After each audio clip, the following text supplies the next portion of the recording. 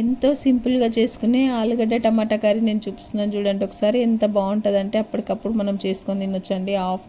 Half KG ఆలు తీసుకున్నానండి నేను. ఆలు మంచి కట్ చేసుకొని అందులోనే ఒక 2 టమాటాలు కూడా కట్ చేసుకున్నానండి. వాటిని ఏం చేయాలంటే కొద్దిగా ఆయిల్ వేసుకోవాలండి. ఇప్పుడు మనము కూరకు సరిపడా ఆయిల్ వేసుకున్నాక దాంట్లోనే కొద్దిగా జీలకర్ర ఆవాలు వేసుకోవాలండి. అవి కొంచెం వేగినాక ఉల్లిగడ్డ వేసుకోవాలండి. ఆ ఉల్లిగడ్డ కూడా కొద్దిగా వేగినాక అందులో 2 పచ్చిమిర్చి వేసుకోవాలండి. అలాగే కొద్దిగా పసుపు కూడా వేసుకోవాలండి. కొద్దిగా అల్లం వెల్లుల్లి పేస్ట్ వేసుకోవాలి. అవన్నీ మంచి వేగాలండి. వేగినాక ఆలుగడ్డ వేసుకోవాలండి. ఆలుగడ్డ వేగినాక కొంచెము సాల్ట్ వేసుకొని కొద్దిసేపు మగ్గించాలండి. మగ్గినాక మళ్ళీ టమాటా వేయాలండి.